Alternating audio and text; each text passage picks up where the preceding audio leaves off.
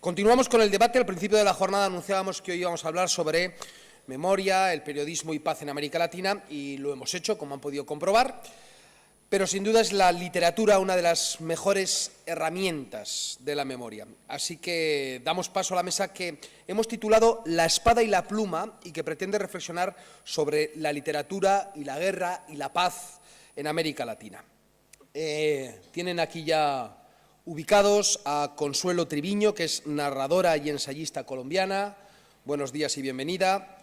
Ya conocen, porque ha estado de manera improvisada en el debate anterior, a Mario Jursic, que es periodista, director y miembro fundador de la revista El Malpensante de Bogotá. Y, en último lugar, por aquello de que va a ser el moderador también de esta mesa, les hablo de Héctor Feliciano, que es periodista y escritor puertorriqueño. A todos ellos, buenos días, bienvenidos. Señor Feliciano, por favor, adelante. Muchas gracias. Sí, muchas gracias. Y bueno, quisiera sobre todo darle mi agradecimiento por haberme invitado a participar aquí al Grupo Vocento y sobre todo a Benjamín Lana. Y nada, encantado de estar aquí en Logroño y gracias por asistir. Quería un poco comentar, para abrir el tema, comentar sobre lo que ha sido la guerra en la literatura nuestra, ¿no? En la literatura de Occidente, quiero decir. Claro, inmediatamente pensamos en la Ilíada, que es natural, pero también ya si vamos a siglos más cercanos a nosotros, todo el siglo XIX se dedica, ¿no? Y sobre todo la novela realista, se dedica a describir la guerra y a hablar de la guerra y a buscarle temas a la guerra, ¿no? Pensamos, por supuesto, en los rusos, en Tolstoy, y va hasta Vasily Grossman en el siglo XX, perdón. Pero también tenemos a la literatura francesa, que también se define mucho, sobre todo Balzac, que hay grandes novelas sobre ya sea la Revolución Francesa o sobre las guerras napoleónicas. En español, pues también, por supuesto, pensamos en la Guerra Civil Española, donde entra la novela, pero también entra la poesía, ¿no? Y vemos grandes libros de poesía, grandes poemarios dedicados a la Guerra Civil Española. Y en el caso de las guerras colombianas, ¿no? de la historia de Colombia, que ya tiene casi 200 años, vemos que sí ha habido, pero no encontramos las grandes novelas. Sí encontramos novelas que tienen que ver con temas alrededor de la guerra. Y, por supuesto, pensamos en Gabriel García Márquez, El coronel no tiene quien le escriba, pero sin embargo falta esa novela. Y si vamos digamos, a las guerrillas recientes, ¿no? La guerra reciente, pues también encontramos que no llegamos a ver ese punto de vista del guerrillero, ¿no? En grandes novelas, ese punto de vista del guerrillero o de la gente que está luchando, ¿no? Por una supuesta justicia social. ¿Por qué sería esto? Cualquiera de los dos. Bueno, si nos remitimos al presente, primero, muchísimas gracias por esa invitación a Javier Lana, al Grupo Vocento, a las autoridades de La Rioja que nos han recibido con tantísimo cariño. Y bueno, esta es una oportunidad maravillosa para hablar de literatura colombiana en general, que pues, no es muy conocida, aparte de unas cuantas novelas que son canónicas, pero bueno, hay una gran producción literaria y respecto a la violencia de los años 50, se catalogan cerca de 100 novelas en Colombia. Y de la violencia, me refiero a un libro de un trabajo de un profesor de la Universidad del Valle que se llama Héctor Osorio, que ha escrito sobre narcotráfico y novela, violencia y novela en Colombia. Y de los últimos años, digamos, referidos a la violencia de los carteles de la droga y la violencia paramilitar, se registran cerca de 50 novelas. Entonces, la violencia política y las pequeñas guerras o grandes guerras que desencadena sí que ha sido contada desde el punto de vista rural y además es como muy curioso porque, por ejemplo, los grandes focos de los carteles como son la zona cafetera, Medellín y por ejemplo, la zona del Valle del Cauca, tenemos una novela que en el año 63 fue Premio Nadal aquí en España, que quisiera recordar, que es Aire de Tango, de Manuel Mejía Vallejo, novela que narra, es la historia de una venganza y de la violencia en un pueblo que se llama Tambo, de la zona de Antioquia. Y posteriormente, en el año 76, tú me dirás si me equivoco en las fechas, está Cóndores no se entierran todos los días, de Gustavo Álvarez Gardiazabal, que es una novela que se sitúa en un pueblo de Tuluá y desde la perspectiva del pueblo se van contando los distintos acontecimientos que giran alrededor del grupo de los pájaros, que es como se denominaron a los paramilitares de entonces, que fueron a aterrorizar y a matar y a masacrar a aquellos pueblos liberales. Y a partir, digamos, de esas novelas canónicas que se refieren a la violencia en Colombia, pues ahí, bueno, se ha contado desde la perspectiva del asesino también. La más reciente, la de Miguel Torres, que es el crimen del siglo, que incluso ha inspirado, digamos, algunas series de televisión situados en la época del asesinato de Gaitán. Y luego también la novela, la narrativa de la violencia se ha escrito desde la perspectiva del efecto que puede llegar a producir, digamos, la descomposición social debido al narcotráfico, pero también los vínculos del narcotráfico con los grupos hegemónicos o con el poder en Colombia y más centrado en la ciudad de Bogotá, la novela de Laura Restrepo, Delirio, que ha sido premio Alfaguara de novela en 2004 y que aquí pues se puede leer y buscar, pero aquí ella lo centra, digamos, en la perspectiva femenina, a partir de la locura y el desequilibrio de la mujer, en donde se concentran todos los conflictos sociales debidos, digamos, a ese cambio tan feroz que sufre la sociedad colombiana. Y luego hay un escritor que es de Medellín, que bueno, no es muy conocido aquí, pero vivió aquí, hizo su carrera de periodista aquí, tiene un círculo de amigos con quienes interactuaba en los años 60, que se llama Darío Ruiz Gómez, y para mí es como el cronista preciso de Medellín, el que con, digamos, cierta minuciosidad ha dibujado todo lo que ha sido la estética de la mafia y la forma como ha ido permeando a la sociedad en cuanto a formas de vida, formas de vestir, usos sociales, ciertos gustos y el fondo feroz, digamos, tenebroso, de terror que también se instala en la sociedad en una novela que se llama En voz baja, que se publicó en 1999. Y bueno, yo no quiero hacer un catálogo de novelas porque luego quiero hablar de otras que me parecen muy interesantes y que para mí tienen perspectiva de futuro, pero por ejemplo también está la novela que cuenta la violencia de los paramilitares en las zonas rurales, como Evelio Rosero, que ha sido premio Tusquets de novela en el año 2007, creo, Los Ejércitos, para mí un extraordinario escritor. Y bueno, también está Héctor Abad Faciolince, que es el más conocido, y quiero hablar después del Olvido que seremos, porque él ya en la novela Angosta, pues sí que refiere la forma como esa violencia atraviesa, digamos, los distintos espacios urbanos. Y como quiero darle la palabra a Mario, que va a decir cosas muy interesantes que también creo que se pueden conectar sobre cómo escribir o cómo se ha escrito, o quiénes han escrito, cómo lo han hecho sobre temas de violencia. Creo que va a decir cosas muy interesantes y luego podemos conectar también con la novelística y con la narrativa colombiana. Yo me voy a devolver un poco hacia atrás, hacia el siglo XIX. En la exposición, los que oyeron a Jorge Cardona, pues vieron que Colombia en promedio ha tenido una guerra civil cada 10 años en el siglo XIX. Y eso se vio reflejado no tanto en la novelística o en la poesía, sino en libros testimoniales. Muchos de los combatientes que estuvieron en estas guerras acabaron en un momento, escribieron su memoria personal sobre cómo había sido su experiencia en esas guerras.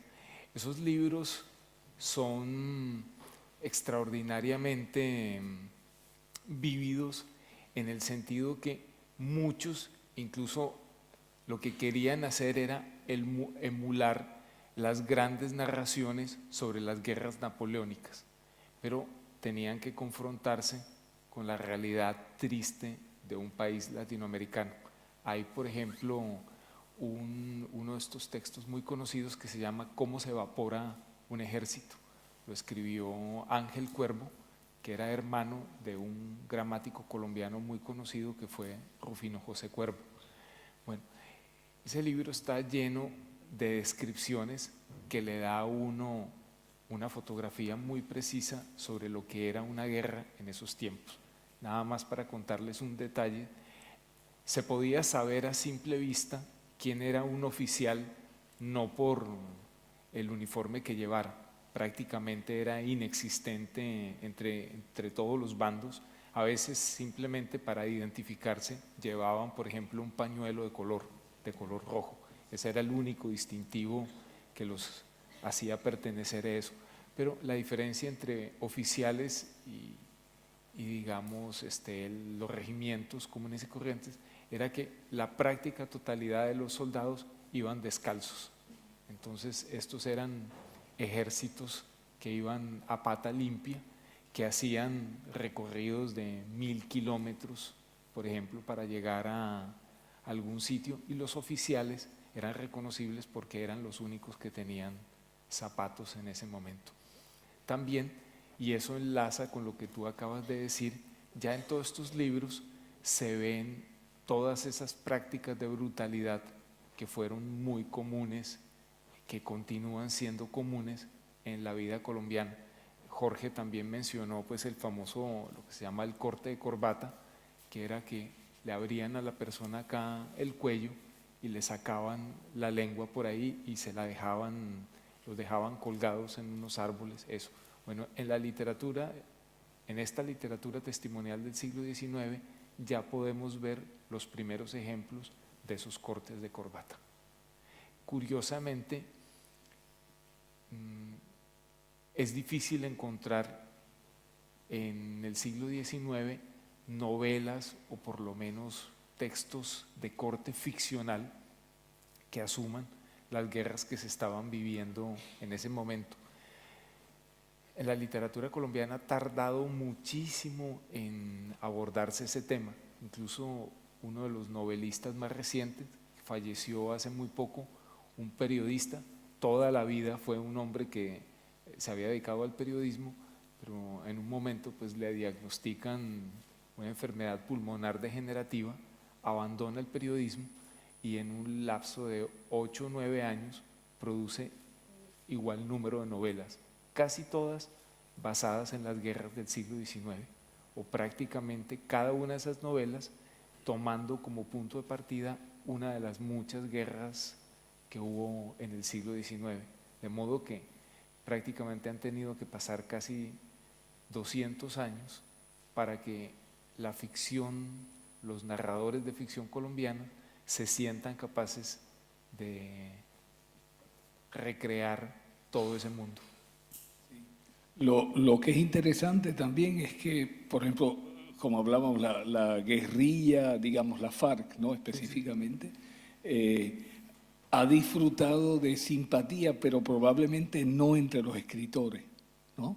Y más sin embargo, la guerrilla, como hablábamos antes, algunos de los líderes de la guerrilla sí tienen gran simpatía por el lenguaje y el lenguaje literario, no, el lenguaje un poco de la Grecia clásica, romano también, ¿sí? Bueno, miren, con eso les voy a explicar un poco. Esta charla nació por algo que yo le conté a Benjamín Lana.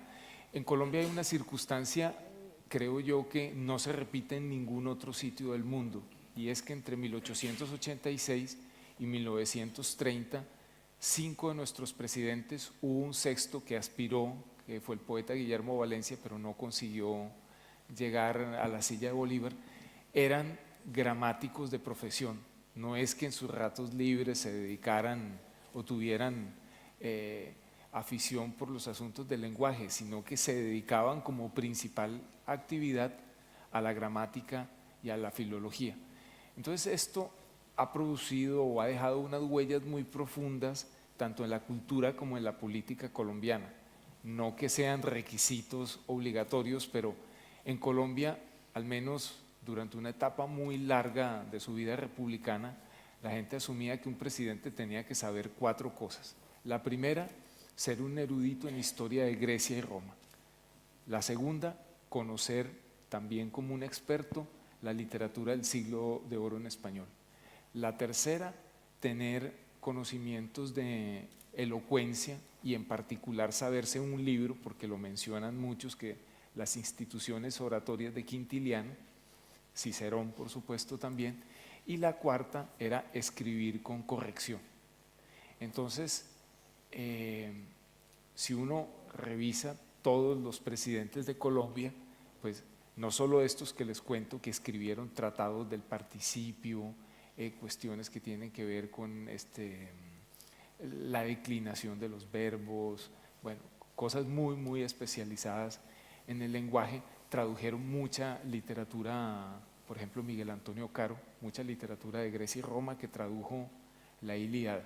Incluso en Colombia hay el caso muy raro de que hay montones de chistes particularmente referidos al presidente Julio César Turbay, que mencionan esta relación entre la gramática y el poder. Es decir, en la vida colombiana todavía eso perdura. El ejercicio del poder ha estado vinculado al ejercicio de la gramática. Yo no sé si, Consuelo, tú te acuerdas de los muchos chistes que hay sobre Turbay. Sí, yo lo que veo es que en la cultura colombiana ahora las cosas han cambiado muchísimo con las redes sociales y con la forma de expresarse la gente, pero se prestigia mucho el hablar bien. Entonces, hablar bien y hablar correctamente permite, digamos, asumirse frente al otro con cierta autoridad. Y en las familias era muy corriente que te corrigieran la forma de hablar. Y bueno, yo veo que no sé si tú como colombiano tienes como muy presente esa muletilla que tenemos los colombianos de mejor dicho. Es decir, porque lo que hemos dicho podemos decirlo mejor, entonces lo decimos mejor. Decimos primero algo y luego mejor dicho y lo explicamos. Es como, ¿cómo se dice? Lo dice, es la muletilla de los mexicanos, que es como una perplejidad frente a la lengua. Y nosotros lo que tenemos es como un deseo de decirlo mejor. Y bueno, pues de lo que tú planteas, de ese conocimiento de la gramática que tenían nuestros presidentes, yo diría y también poetas, porque Núñez era poeta también y amigo de poetas, ¿no? Muy amigo de Rubén Darío también, entonces se prestigiaba mucho la retórica, efectivamente. Bueno, entonces esto, pues para los efectos de la mesa, tiene que ver con que a mí, como a tantos pues periodistas, las FARC siempre nos mandaban los comunicados, entonces los comunicados que hacía Timochenko. Yo los leía y siempre me asombraba por la manera en que estaban escritos. Bueno, en primer lugar, un comandante guerrillero que todo el tiempo estaba citando a los pensadores griegos y latinos. Entonces citaba la Ilíada y no solo eso, sino que comparaba todo el tiempo los acontecimientos de Grecia y Roma con los de la política colombiana. Siempre estaba, pues digamos, como una referencia, entonces, y ahí viene pues la Ilíada que tú mencionabas al comienzo. Bueno, también me llamaba mucho la atención que utilizaba, pues digamos, el habéis, que es totalmente antinatural para un hablante latinoamericano. Entonces, él en sus comunicados se dirige al presidente Santos diciéndole: vosotros que habéis empezado esa guerra, así, y eso suena pues verdaderamente insólito. Y también le gusta mucho cómo ciertos, por ejemplo, las aliteraciones, utilizaba mucho, así no es Santos, así no es. Entonces, cuando yo veía en conjunto todos estos recursos, son exactamente los mismos que utilizaban los gramáticos colombianos del siglo XIX. De hecho, los ejemplos que él toma de la Ilíada o de otros textos de la tradición grecolatina son exactamente los mismos que en el siglo XIX se utilizaban para referirse, por ejemplo, a la Guerra de los 1000 días.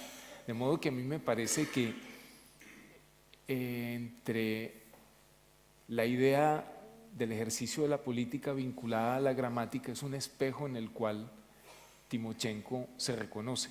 Y además eso tiene, pues Timochenko nació en una pequeña población que se llama Calarcá, que está en el piedemonte de la cordillera, y es una zona en la cual tuvo mucha influencia un movimiento cultural que en Colombia burlonamente se llama el greco-quimbayismo. Entonces esto fue un movimiento que en los años 30 fundaron partidarios colombianos de Mussolini y que tenía también, recogía el viejo legado de los gramáticos y también ellos todo lo comparaban con la historia de Grecia y Roma, todo era un movimiento muy fogoso en la oratoria y la prosa que utilizaban estaba calcada de las traducciones latinas que hizo ese expresidente colombiano Miguel Antonio Caro, sobre todo de la Ilíada. De modo que uno puede establecer como una continuidad entre eso. Y el vínculo que une a todo, Héctor, yo te diría que es el eufemismo. O sea, esto es una tradición del eufemismo. Hay muchas anécdotas, por ejemplo, el presidente marroquín, que fue el presidente durante su mandato, Colombia perdió Panamá. Entonces lo citan al Congreso de la República para hacerle un juicio a causa de eso, y su defensa es una frase que dice: ¿de qué se quejan? Me entregaron un país y yo les devolví 2.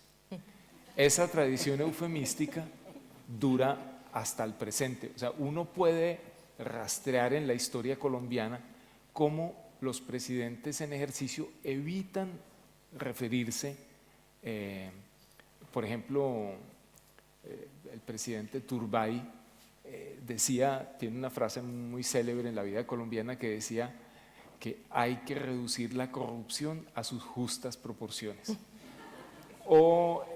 Y luego eso cada vez se ha ido como acentuando más. Entonces, cuando uno lo ve en la perspectiva del conflicto, tú empiezas a ver claramente las sustituciones que hace.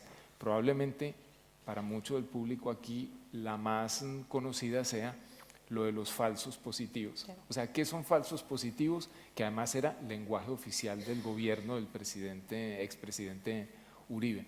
Son asesinatos cometidos por miembros del Estado contra población civil indefensa. Eso es un falso positivo, que entre otras es un término, no sé si alguno sabe que un falso positivo es un término que viene de la ciencia, es un análisis que digamos en primera instancia da un resultado y que luego revela ser falso. Entonces, a mí no me parece raro que Timochenko se haya educado en esta tradición del eufemismo, porque ¿qué es la guerrilla? O sea, o el lenguaje de los comunicados de la guerrilla, una larga serie de eufemismos. Nada más, la guerrilla no hace secuestros, la guerrilla hace retenciones. Y de esa manera uno puede ir viendo una y otra vez. Entonces, toda esta retórica, que en Colombia tiene una larguísima tradición, ha desembocado en la guerrilla. Pero, y eso hablaré después, también ha desembocado en, quien lo creyera, el narcotráfico. Y no sé, Consuelo, si sí, pues yo pienso que el narcotráfico cambió las formas de relacionarse de las personas y en cuestión de, digamos, de 2 décadas. Por ejemplo, yo vivo aquí en España hace 30 años. Cuando yo vine de Colombia, nunca nadie te decía regálame una firma. En Colombia es el único país donde regáleme la firma, ¿no? Y yo creo que esos son expresiones o fórmulas sociales impuestas de manera violenta. Es como esa violencia pasiva, agresiva pasiva. Decirle a una persona firme por favor es la mayor agresión, sobre todo si es un narcotraficante que tiene muchísimo dinero. ¿Cómo así que yo le firme? Pídamelo por favor, o de una manera más humilde, ¿me regala su firma? Eso suena así, y hay muchos ejemplos de cambios en el habla, ¿no? de las personas en la ciudad, por ejemplo, en el mundo urbano, y hay todo un léxico de narcoexpresiones. Bueno, hablemos del parlache, por ejemplo, no hablemos del parlache, que es un nuevo léxico de las comunas de Medellín, lleno de metáforas, ¿no? Ya existe ese diccionario, ya lo han publicado, el diccionario del parlache, ¿no? Él habla, y bueno, quien ve la película La vendedora de rosas, quizás no entienda nada. A veces la película tiene subtítulos porque no se entiende lo que dicen los niños de la calle. Es una forma de hablar casi que inaccesible para un espectador que esté fuera del contexto colombiano. Y luego eso regresa, digamos, al interior de la sociedad en forma de chiste y se inserta, digamos, también en la manera de hablar de la gente. Yo no sé si alguno de ustedes sepa que Pablo Escobar, cuando todavía estaba en la legalidad, él alcanzó a ser representante suplente a la Cámara en Colombia. Una de las muchas actividades que tenía es que patrocinaba un periódico ecologista en Medellín.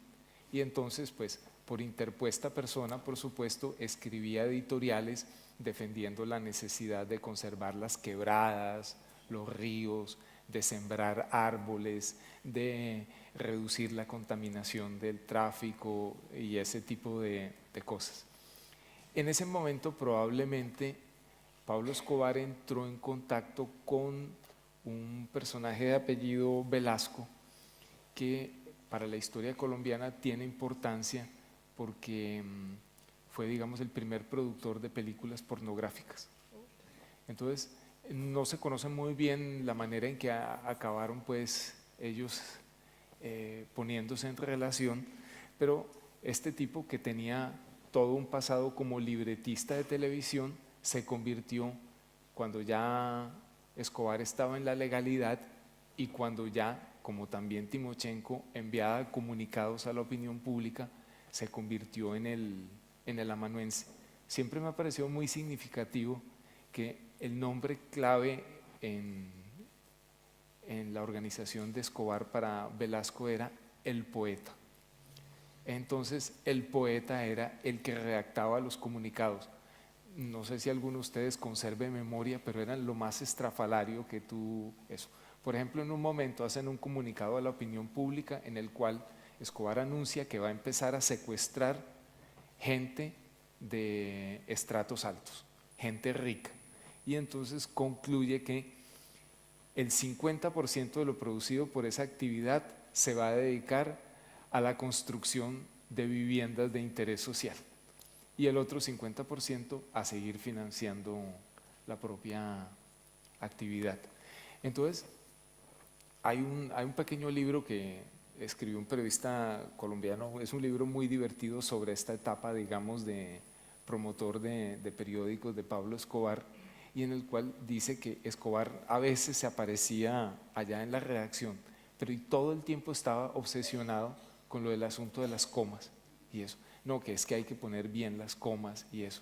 Entonces ya de una manera muy degradada, me parece que Escobar también sentía gravitar sobre su cabeza el peso de esa tradición colombiana de la gramática.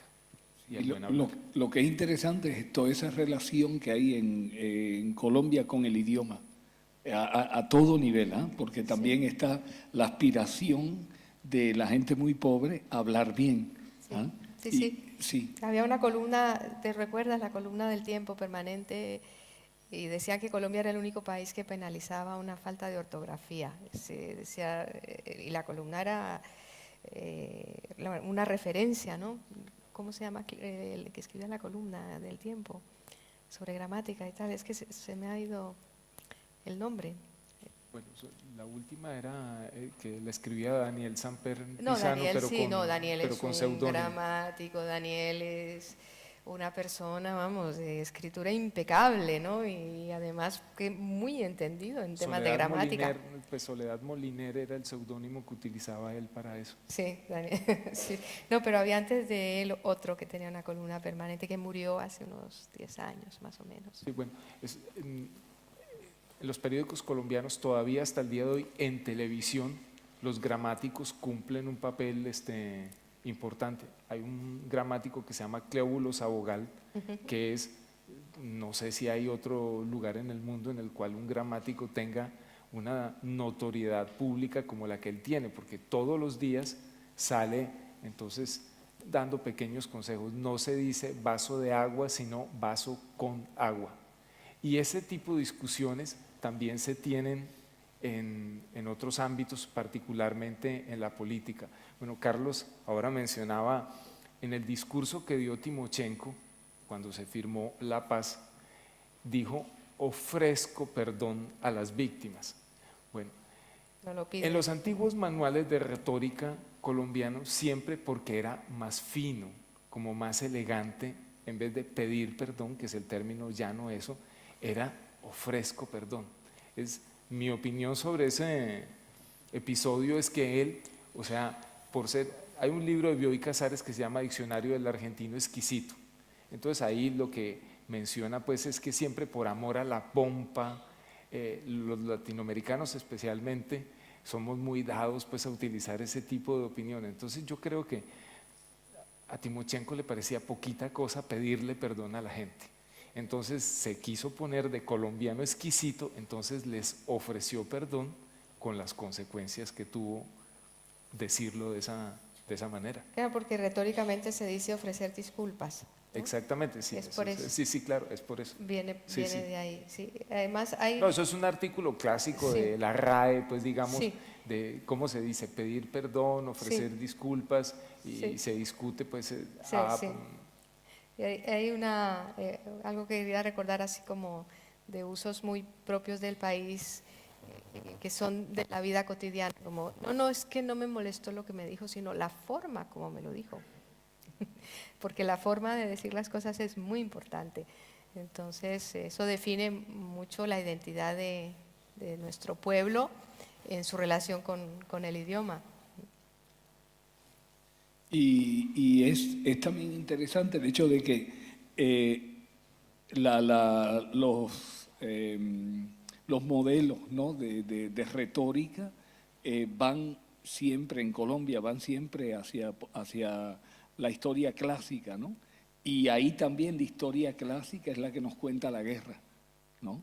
Y es un poco lo que hablabas sobre Timochenko, de que él de algún modo está tratando de contar su guerra, ¿no? Cuando en estos comunicados de prensa él está tratando de contar su guerra y la está contando de forma clásica, que es decir, no solo está el marxismo, ¿no?, que te da una visión de la historia, sino está la visión histórica de los griegos y de los romanos, que te da una visión también de la historia.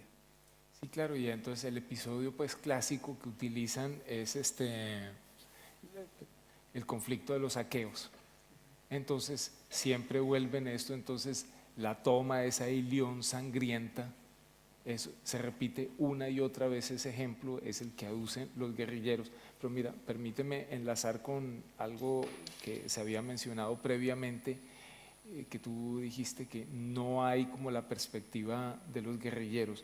Eso es cierto, pero se le debe hacer un matiz, porque digamos, cuando hablamos de guerrilleros estamos la última generación de guerrilleros colombianos, pero previamente ha habido mucha gente que puede considerarse guerrilleros y sobre eso sí se ha escrito. Yo ayer en una conversación informal que teníamos con Héctor y con Jorge les contaba que en los años 50 en Colombia hubo guerrillas liberales. Entonces hubo una especie como amnistía, a muchos de ellos los mataron, como ha sido habitual en la historia de Colombia, pero otros acabaron pues incorporándose a la vida civil y llegando pues a un alcalde de Bogotá, fue un antiguo guerrillero liberal. Entonces lo que yo he empezado a ver es que particularmente en el periodismo hay interés de personas relacionadas familiarmente con estos guerrilleros de volver a reescribir esa historia. Es una senda que abrió en la literatura colombiana el libro de Héctor Abad Faciolince, sí, de El olvido que seremos. Sí, y entonces en este caso, pues, lo último que leí es una chica, su abuelo había sido un líder de una cuadrilla guerrillera liberal y lo habían asesinado. Ella por casualidad se entera que el asesino de su abuelo sigue vivo, entonces empieza toda una, pues, digamos, una investigación, va a conocer al tipo y a reconstruir toda la historia de esas guerrillas. Sí, probablemente sí. En el caso de las FARC todavía no aparece porque, bueno, Carlos mencionó que la aceptación de las FARC son el 2 o el 3%, de modo pues que narrativamente tratar de convertir en un héroe o proyectar una luz positiva sobre alguien o un grupo de personas que gozan de tan poca favorabilidad entre el público es difícil. Hay una novela que quiero mencionar que la leí recientemente de Pilar Lozano, que escribe para niños fundamentalmente, pero bueno, es una periodista muy conocida y ha escrito una novela que es como una novela juvenil de formación de un chico en un pueblo perdido que puede ser San José del Guaviare, y todo el entramado de ese pueblo lo que lo conduce a él, digamos, él tiene un tío en la guerrilla y es el ingreso de este muchacho de 12, 13, 14 años a la guerrilla. O sea que sí se ha contado o se empieza, digamos, a contar desde la perspectiva de la guerrilla, pero digamos en los márgenes, ¿no? de un muchacho que se ve ante que esa es su única alternativa, ¿no? También para ayudar a su familia, porque la guerrilla ha sido un empleador en Colombia también. Y bueno, la ingente producción de sicarios como protagonistas que tenemos, la Virgen de los Sicarios de Vallejo, Rosario Tijeras de Franco, en fin, el sicario parece como que despierta mucho más fascinación, porque es casi como la fascinación de la capacidad del mal, ¿no?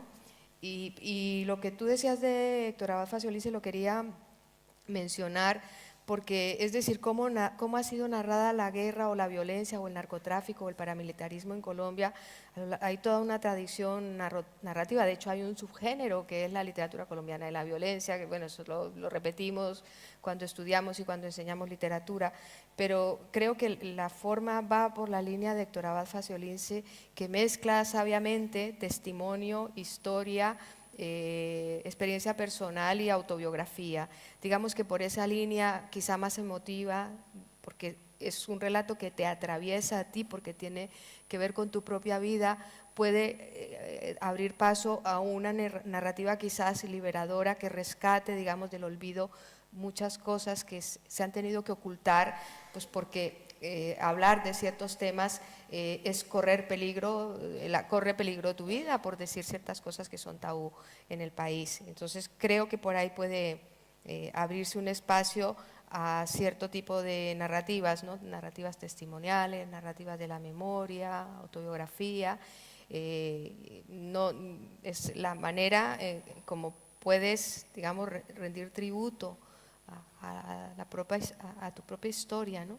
Yo traía algo de García Márquez, que escribió en el año 59 a raíz de la violencia política en el país, que él decía que los escritores de su época, de aquellos años, se sentían muy presionados por la violencia y porque, digamos, por la exigencia social de que escribieran y narraran la violencia.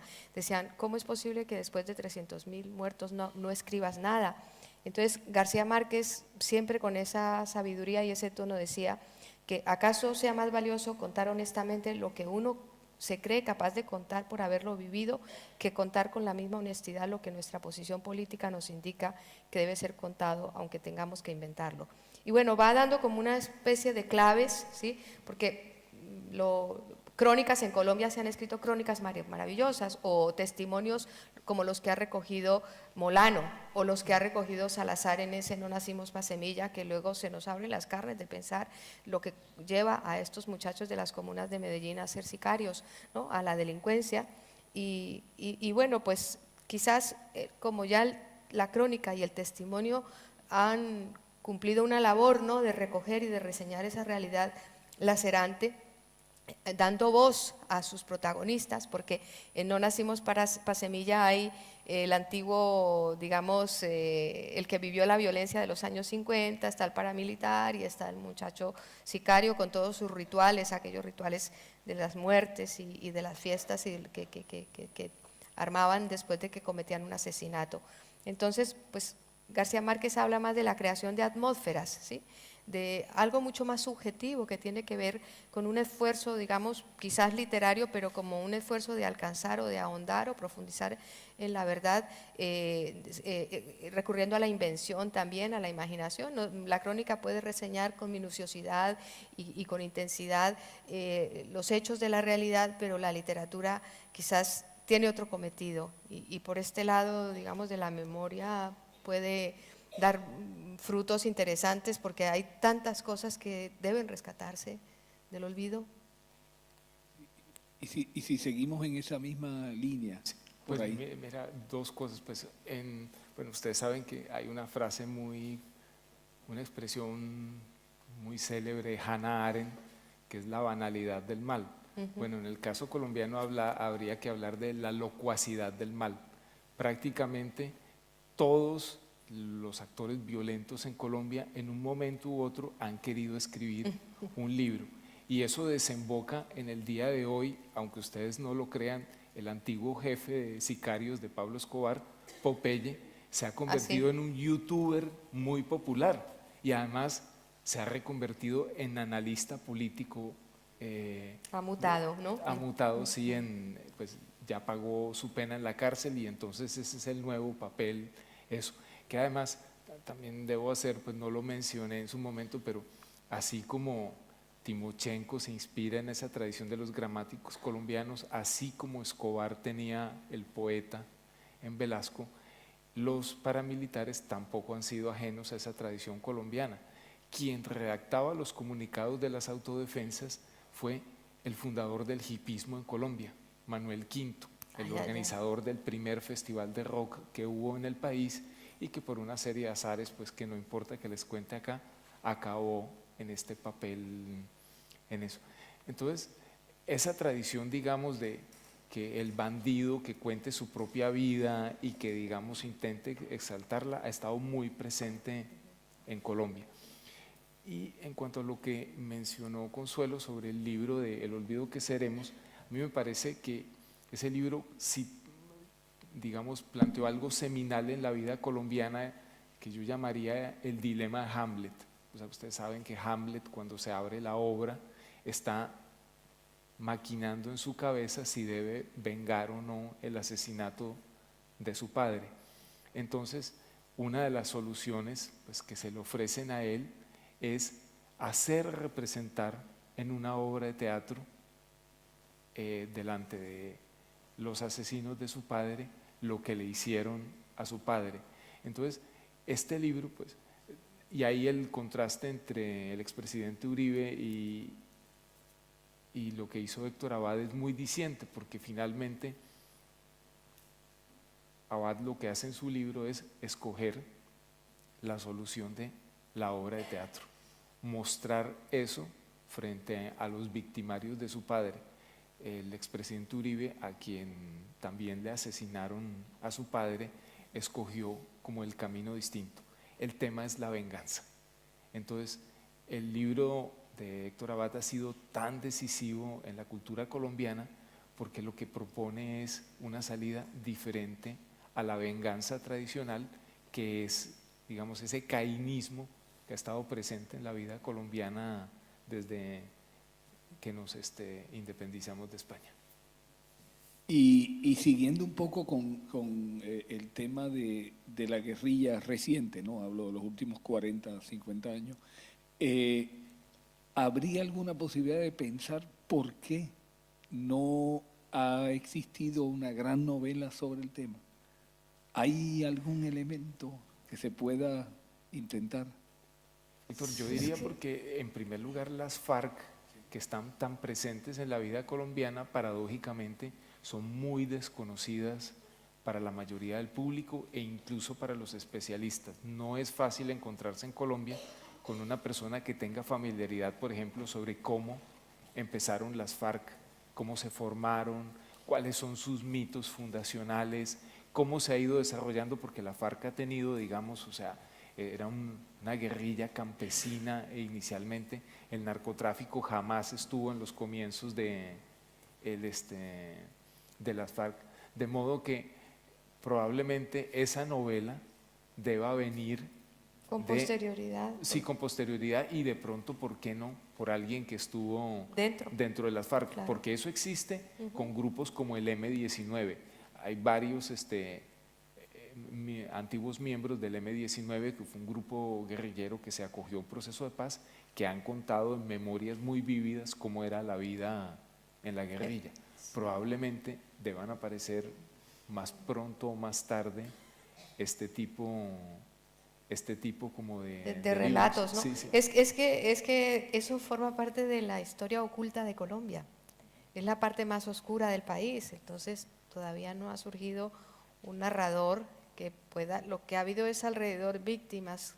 Alguien en su familia ha tenido un secuestro, ha sido boleteado, ha tenido que, a lo mejor le han detenido en un retén, no ha podido circular libremente por el país, no, o su finca se la han tomado, o rondan por la región sembrando el terror, igual que los paramilitares. Entonces todo eso forma parte de algo que ha despertado mucho miedo, que ha tenido aterrorizados a los colombianos de las zonas rurales, y de lo que poco sabemos, como no sean los testimonios de Molano, de aquellas personas que se han metido selva adentro y han conseguido, digamos, entrevistarlos, pero no vivir con ellos, o Ingrid Betancourt, o todas aquellas personas que estuvieron en cautiverio, han escrito sus libros. Yo creo que esa es otra parte testimonial.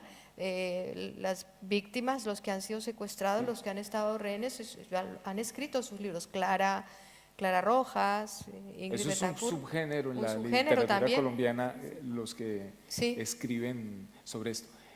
Lo que sí hay mucho es música de las FARC. O sea, ahí han grabado varios discos.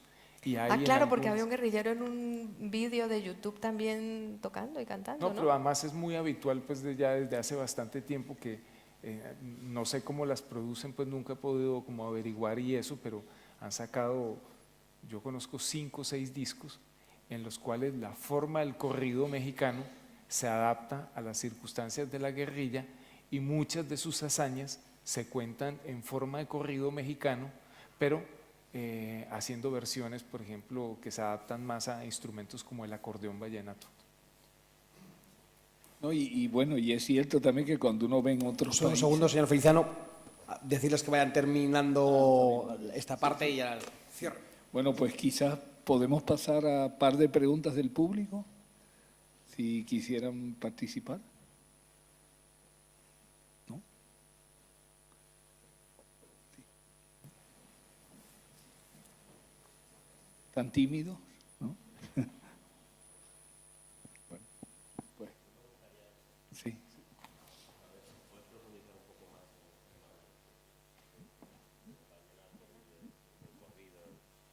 El tema musical, eso que me es absolutamente nuevo. Si podrías profundizar un poco en qué tipo de música es, o eso se llega a distribuir, o sale de la selva, o solo lo cantan ellos, o dónde. Mira, eso tiene, digamos, bueno, en primer lugar hay la música utilizada como propaganda. O sea, las FARC, digamos, hacen canciones. En las FARC hay muchos costeños. Entonces, bueno, uno de los miembros del secretariado es de La Guajira. Entonces, han utilizado, digamos, pequeñas canciones buscando reclutar o buscando crear favorabilidad hacia los propósitos de las FARC. Esa es, digamos, como la parte utilitaria. Ya luego está, hay dentro de las FARC, incluso pues uno de estos jefes guerrilleros es conocido como el cantante, lo hace muy bien. Entonces, tomaron pues boleros, canciones y eso, entonces el cantante pues grabó, hizo su propia producción en este sentido, que acaba llegando. Yo hago un programa de radio, entonces los caminos por los cuales acaban llegando esos discos son como muy misteriosos, pero acaban llegando. Y luego están todas las composiciones originales en que se canta como la vida cotidiana o los hechos de los guerrilleros, y eso también existe, y eso más o menos circula, pues digamos, de manera clandestina, y desde que apareció YouTube, pues hay muchos videos en los cuales se ven fiestas guerrilleras en que se cantan estos temas. Algo análogo pasó, Benjamín, con todo el mundo, digamos, de los narcotraficantes colombianos, que a través también de lo que se llaman los narcocorridos celebran como sus hazañas. Ese sí es un género que está incorporado en la industria, y hay algunas agrupaciones en Colombia que cantan hechos de sangre. Pues digamos, mucha de la música latinoamericana se refiere como a actos muy barbáricos, por ejemplo el tango, pues no necesito como recordarlo y eso. Y eso ha tenido en México y en Colombia también una segunda vertiente en que se cuentan ya no digamos de bandidos legendarios de comienzos del siglo XX o de la Revolución Mexicana, sino de lo que está pasando en la vida colombiana en ese preciso momento. Y ahí incluso se puede rastrear como una microhistoria del narcotráfico en Colombia. Yo quería completar para los españoles, cuando Mario dice la costa, al norte de Colombia es la costa atlántica, y en la costa atlántica más en Valledupar, de donde es Mario, se cultiva un género musical que se llama el vallenato. Y, por ejemplo, García Márquez era un aficionado del vallenato y él contaba y él decía que 100 años de soledad es como un gran vallenato, porque va contando los hechos y el vallenato pues canta y canta y canta y canta ese romance toda la noche, contando los hechos de alguna mujer que se ha ido y de la añoranza que se tiene y luego la familia y tal. Entonces el género vallenato tiene mucha fuerza en Colombia y lo introdujeron en la capital, en Bogotá, donde no se conocían esos aires, hacia los 70, los 80, y entonces es extendido el vallenato y hay nuevos cultores y en fin, algunos mucho más puristas. Él tiene el acordeón como base, ¿no?, de interpretación. Y completando con lo que dice Mario, pues hay en Colombia una especie de sustrato popular muy fuerte de una música que crece y que crece y que tiene un arraigo en la tierra, que es como la música de carrilera, ¿no? Entonces, esa era la música que usaban los campesinos y que se ponían en ciertas emisoras de radio por ejemplo, de zonas de la sabana, de pueblecitos de la sabana de Bogotá, donde recuerdo en mi infancia que mi madre era enfermera en alguno de aquellos pueblos y nos levantábamos a las 3 de la mañana porque teníamos que ir a Bogotá a hacer alguna gestión y bajaban las ordeñadoras, las mujeres que ordeñaban, escuchando la música de carrilera, y me acuerdo que la emisora se llamaba Radio Furatena, que además son de la iconografía chipcha, ¿no? Fura y Tena son personajes de la iconografía chipcha. Entonces tenía como algo de raíz indígena y luego eso ha ido mutando porque tiene mucho que ver con el corrido mexicano y como yo no he escuchado los vallenatos de la guerrilla, pero me gustaría a ver si incorpora, digamos, esas historias sangrientas, porque se contaban hechos de crueldad, ¿no? Por ejemplo, ¿cómo se llamaba de si no me quieres te corto la cara? Eso es Tremendo, de la violencia cuchilla de las género, hermanitas Calle. Las hermanitas Calle y tal. Eso después se popularizó muchísimo y llegó a la ciudad y se convirtió como en un testimonio musical muy importante, un referente importante de lo que es la cultura colombiana más marginal, ¿no? Y rural. Bueno, pues quisiera darle las gracias a Consuelo y a Mario, y gracias a ustedes también. Gracias.